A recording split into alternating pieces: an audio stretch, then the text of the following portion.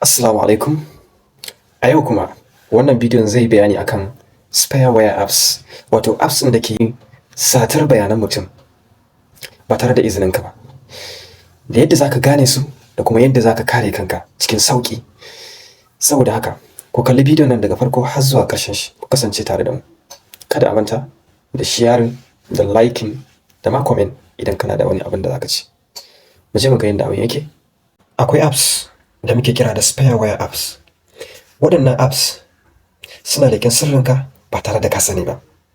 Misali, suna iya naɗan duk wata muryarka da kake yi a wayanka, ko kallon hotunanka, ko kuma bibiyar diddigin duk inda kake zuwa.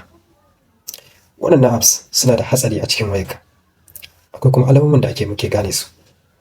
Na farko shine wayarka ta ringa ɗaukan zafi haka kawai, babu gaira babu dalili. Wannan ka tabbatar da cewa akwai spareware apps a cikin wayanka. Na biyu, app ɗin ya ringa neman permission fiye da kima. Misali, yana neman permission ɗin kyamara, mic, location duka a lokaci guda. Wannan akwai alaman tambaya akan shi. Na uku, datan ka ta ringa saurin ƙarewa. Da ka sa data sai ta ringa saurin ƙarewa. Wannan ka bincika wayanka, akwai spareware apps a cikin wayanka domin yana aiki da leƙen sirrinka a kowane lokaci. Ga yadda zaka kare kanka. Na farko shine kar ka sauke apps daga wajen Google Play Store. Haka kawai ka installing application ba tare da ka je Google Play Store ba.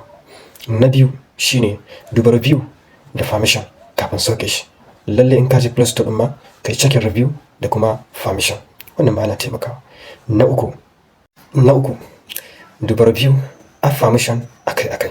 Wannan ma yana taimakawa. Kada ka manta da sharing, da liking, saboda mu haɗa a bidiyo na gaba.